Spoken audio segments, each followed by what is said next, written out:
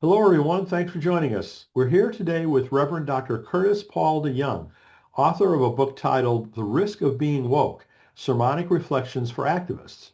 Curtiss is a racial justice academic, author, and activist. He is presently serving as an adjunct professor at United Theological Seminary of the Twin Cities and the University of St. Thomas in St. Paul, Minnesota. He served as the co-CEO of the Minnesota Council of Churches, which has programs in racial justice, refugee services, and interfaith relations.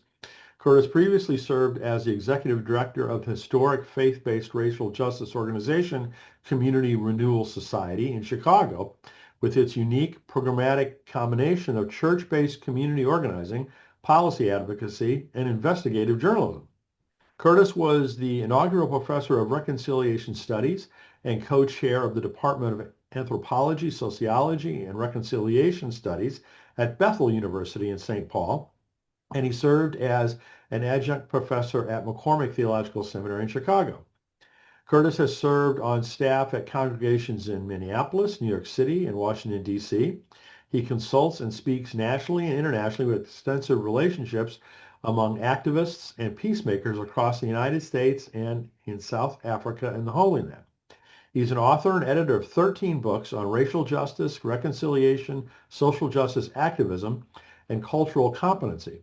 With South African anti-apartheid activist Alan Bozak, he co-authored Radical Reconciliation, Beyond Political Pietism and Christian Quietism. Curtiss has been married to Karen since 1984, and they have 3 adult children. And you can learn more about this book and other of Curtiss's work at judsonpress.com. So Curtiss, welcome and congratulations on all of your work. Thank you, Brian. It's great to be with you today. So before we go further, is there anything else that you'd like people to know about you? I think you covered it pretty well, but I will say I'm seated here in my home office. I live in Minneapolis, 10 blocks from where George Floyd was killed, which Wow. is now called George Floyd Square. 10 blocks. That's pretty close. Yeah, And I know that event, I mean, it had an impact on the entire world, but it certainly had an impact, big impact on Minneapolis. right. And we just recently celebrated the 5-year anniversary of that, and where we could obviously remember and reflect, see, obviously family members were here, so to join them in their grief, but also to talk about the kinds of um, work that came out of that event and what Mhm. positive outcomes had happened. Cool. So before we talk about the book, can you tell us about your other work? You're involved in a lot of different things, which is wonderful to see. Sure. So I think my life can best be summed up as I can't quite decide what I want to do. I spend part of I've spent seasons in the academic world, seasons running faith-based nonprofits. I've also been pastor of local congregation and on staff. And so, but all sort of the central focus around racial and social justice and the process of reconciliation in our society. So I've retired from the Minnesota Council of Churches, and so I'm a teaching adjunct, as you mentioned, doctoral students at a seminary and Gen Z undergrads at a local Catholic university here, and back doing some writing again as well, and just staying engaged in the community. Sure, sure. Well, it's great to see your commitment over a long period of time to racial and social justice. Right. Much needed in our society. So let's talk about the book. As I mentioned, the title is interesting, obviously, The Risk of Being Woke, Sermonic Reflections for Activists. So how did that book come about? Well, the book is a collection of sermons that have sort of been adjusted to be more reflections, but not losing that sermonic feel. Uh, in 2014, I moved out of academia back to working in community and direct racial justice work, and went to Chicago. And so since that till the last 10 years, I would say, this book is a reflection on sort of what we engaged in. The book really is born out of sort of the front lines of the work. So while in Chicago, a lot of this has been around the killing of Black people by law enforcement, but certainly other racial justice issues as well. And when I went to Chicago, Laquan McDonald had been killed, and there were protests occurring shortly after arriving there. I was in Ferguson shortly after that had emerged, not knowing that all that was preparing me for a return to Minneapolis to work at the Minnesota Council of Churches in the season that George Floyd was killed. And Mm, so, but I've had a long history of working around issues of racial justice here and have been certainly educated and schooled by South African activists and scholars as well. And the never-ending conflict in Palestine and Israel and all that sort of informed. But this book was sort of emerged out of that season of George Floyd and pulling that together and trying to make sense out of what was happening. mm, mm. So I guess, one of the things we have to address first is the term woke, right? Which has had, I would say, a lot of different usages. Yeah. Um, what would be your definition of it? Yeah. So the the term woke comes out of the African American community. It was definitely used in Black vernacular, basically to stay awake. Racism is real. Stay alert. Don't be caught by surprise that racism is here. And it dates back, at least as far as I can see, to the 1930s. Hmm. A blues musician named Leadbelly did a song on the Scottsboro Boys, which was 9 young Black males that were falsely accused of raping a white woman and then were put on trial, nearly lynched. And so in his reflection on that, in the Smithsonian recording of that, Hmm. after the song, he says, "Stay woke, be aware." Hmm. The Hmm. context of racism. So it kind of returned. I mean, it was used off and on, but it returned really to the kind of the mainstream during the Ferguson protests, where protesters in Ferguson were again saying, "Stay awake, stay alert, stay Hmm. woke. This stuff is real that we have to deal with." And then it began to kind of morph into a broader term used by folks working for social justice to say, in a sense, the same idea: stay woke, stay awake to the realities of injustice. And, and then now it's been weaponized by those who are against what activists are working on. And so they've created all kinds of new phrases like wokeology. I mean, that's a word I'm not sure that's made it to Webster's yet, but and it's as a way to kind of use against folks. And so as I was actually the opening chapter comes from a sermon I preached called "The Risk of Being Woke," which was taken from the death and raising from the dead of Lazarus, which is central in the kind of Palm Sunday story in the Gospel of John. And so I was working on that, and for April 2020, and then COVID hit, and I got canceled for my preaching. And so a year later, I'm reflecting back on that text with some preachers that were doing a conversation series during the pandemic for their Sunday morning. They invited me to join them. And I got asked in the midst of this conversation, well, you're a preacher. You went to Howard University School of Divinity. They train a lot of good preachers there. You must have a title for this sermon. And I just kind of out of the blue said, "The Risk of Being Woke." And the reality was, what had struck me about the text was that Jesus had a death sentence on him, of course, by the ruling leaders in Jerusalem. But when Lazarus was raised from the dead, he was drawing so much attention to Jesus and so many followers for Jesus that they put a death sentence on him as well. And I Hmm. thought, wow, that's a real risk to be too close to Jesus, too aligned with Jesus. And then the idea of him being raised from the dead In fact, Jesus says that he's going to wake up or Hmm. Lazarus, woke him Hmm. up. Yeah. And so that the all kind of came together. Wow. Well, it's a great term. Yeah. I really was, excited when I saw that that was the title of your book. Mhm. So, who would you say that the book is most intended for?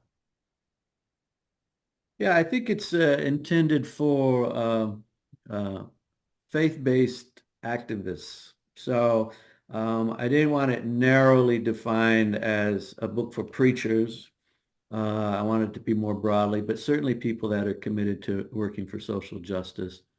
And but I wanted to still have a sermonic feel to it so that the preachers would also appreciate it. And even as I wrote the book, I decided to include footnotes, which you wouldn't nearly need to do in this kind of a book of reflections, but I thought I want people to also see where the insights for this book are coming from, which is a very multicultural collection of scholars. Hmm. Is that's how you do this work. We don't do this alone. We do it in conversation with and others who are also thinking about these issues.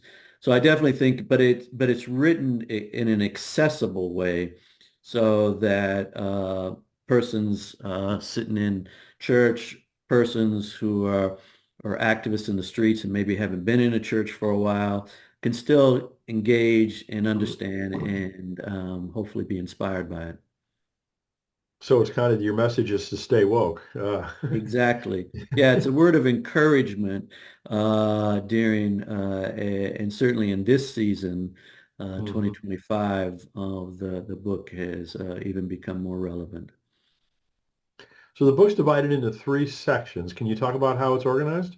Sure. So Uh, first, I thought that it's important that people know that the Bible speaks about justice quite regularly.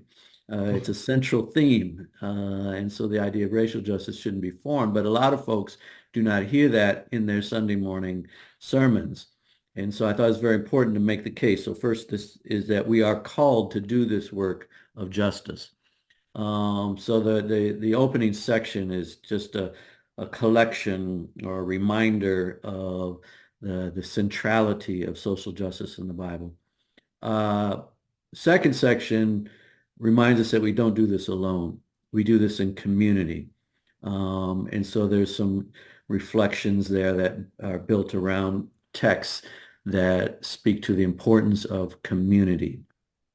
In fact, I open that section with a short passage about Jesus at the cross and his mother and his mother's sisters and Mary Magdalene, and kind of building this sense of community even at the cross, and how that's so central.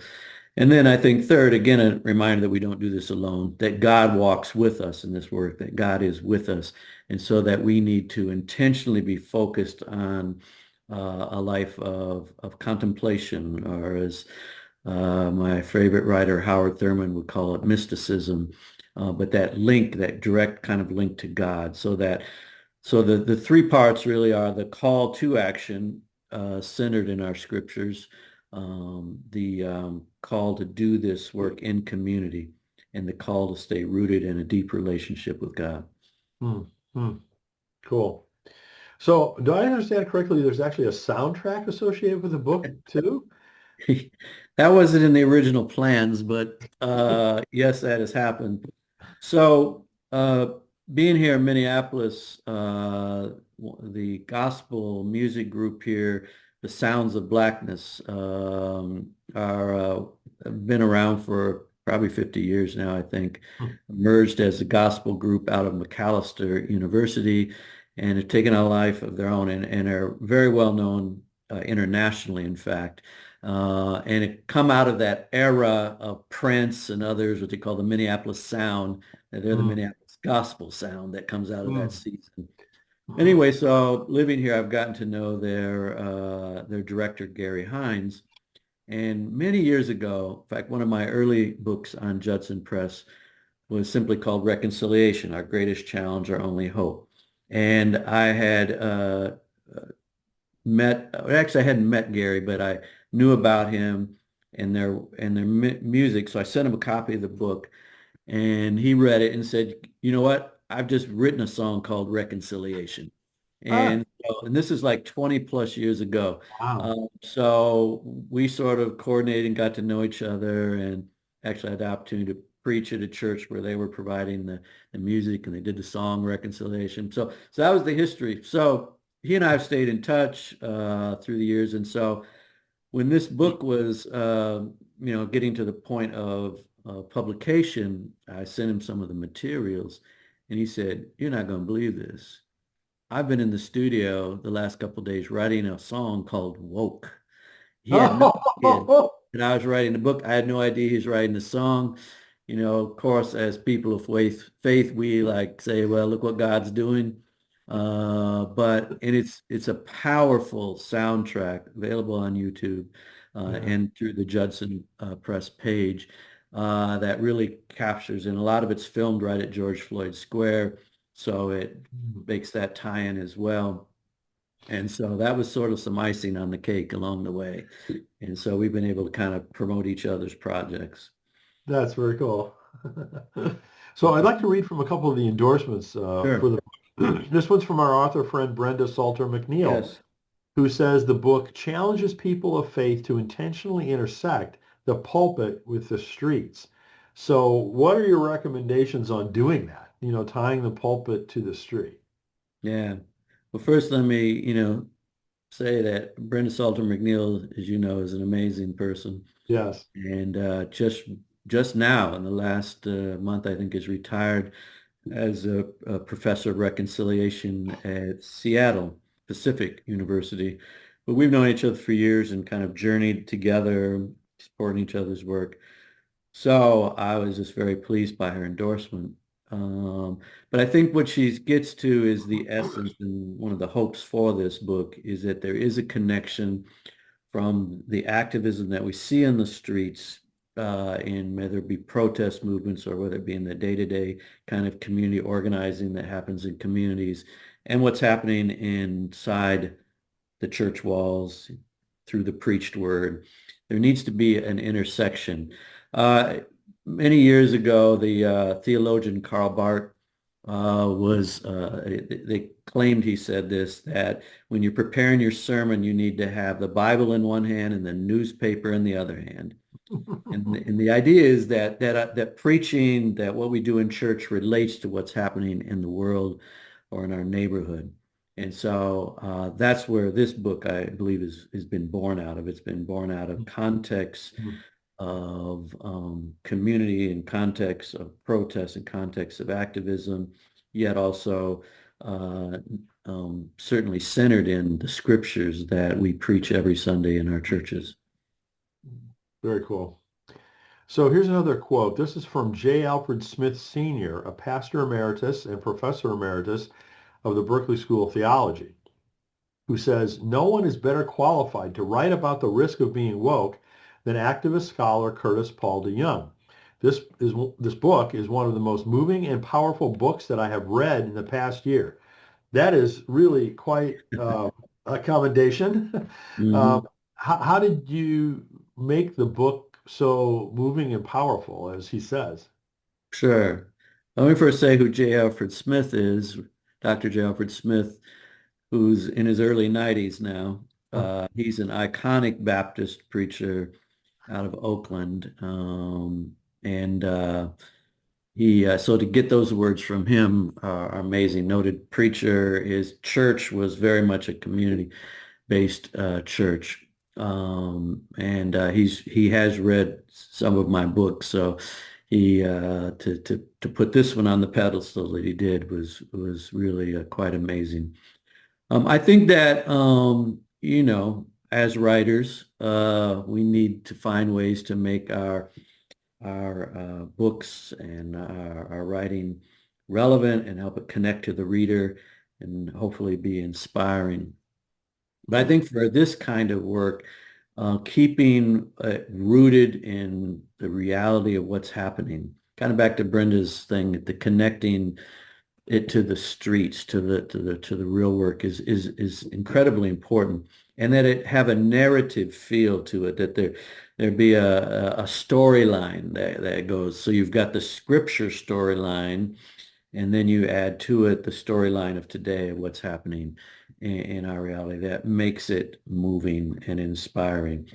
And hopefully, as I mentioned earlier, pulling on a number of outstanding scholars, scholars of color, women scholars, scholars from marginalized communities, because we're talking about racial justice here. So this needs to be rooted and tightly connected to the communities that are most affected. So I think that has a part of it as well. And then as a preacher,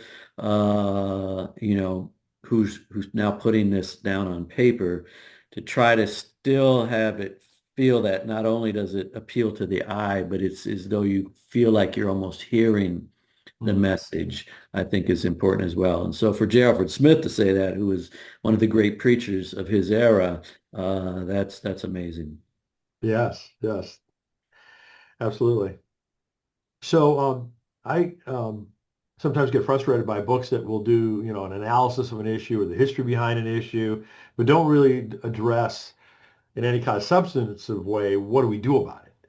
Right. So how would you say this book answers that question? Sure. So I think that again, because it's rooted in real issues, it almost has to speak to what's happening. But it is easy, and being an academic as well, it's easy to just sort of stay in the analysis or stay in the history, or make a case for why this is happening. So it felt important to me not only to motivate people to get out into the work, but to actually try to, in some of those chapters, really talk about what that would look like. Mhm. And so there's a chapter where I talk about reparations, and which is a hotly contested topic. But I root it in what I think was happening in the early church that had very much of a reparations-like feel to it, and then spoke about what it means today. And again, being in Minnesota, which has some of the highest disparities in the nation around race and class, we feel a great need to try to repair what has been broken in society. So to speak to that, or to speak about how we do racial justice in a chapter where I focus on out of Egypt I've called my son. I use that text. But what does it mean as a white person to be a part of work around racial justice? And so I speak to that at various points in the book. So I do think that it's critical that this have a instructive and empowering reality to the book, as well as just saying, go get out there and do something, to put some direction around it, but leave some space for God's call in our lives as well. Hmm. Hmm. So what would you like readers to most take away from the book?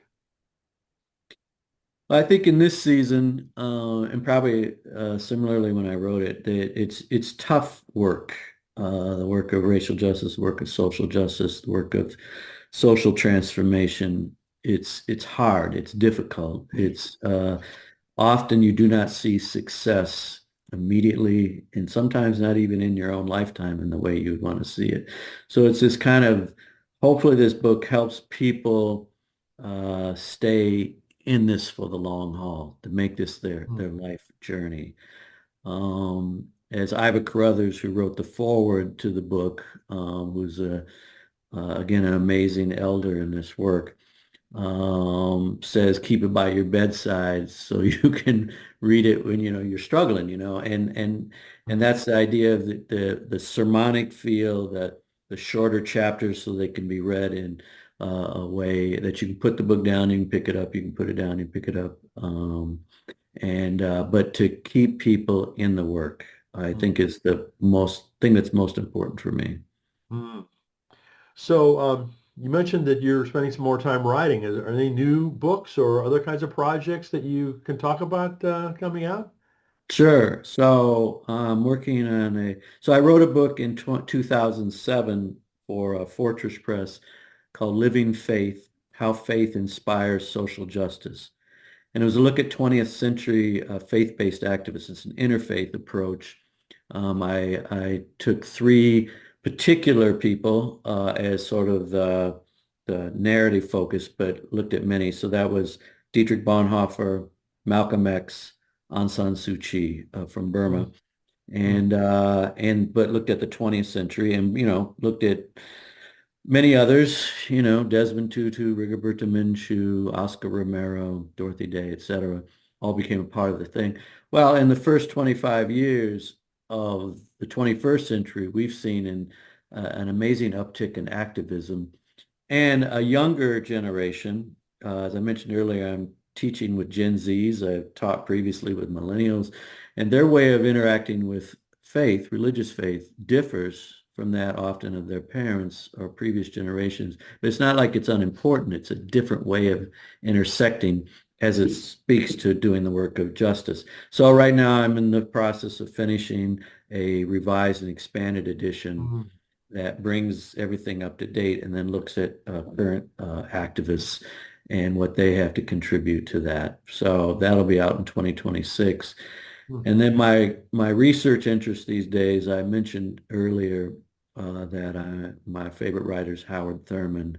And as many folks know, Howard Thurman was really the mentor for the civil rights movement, the faith leaders Yeah. of the civil rights Yeah. movement, and best known for Martin Luther King, but you can go across the board, Jesse Jackson, and many others benefited from him.